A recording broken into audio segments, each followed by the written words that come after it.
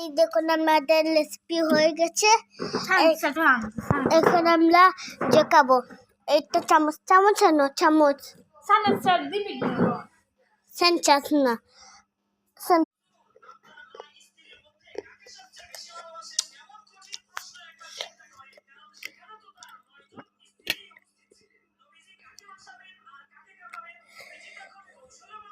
আসসালামু আলাইকুম গাইস, আজকে চ্যালেঞ্জ হচ্ছে।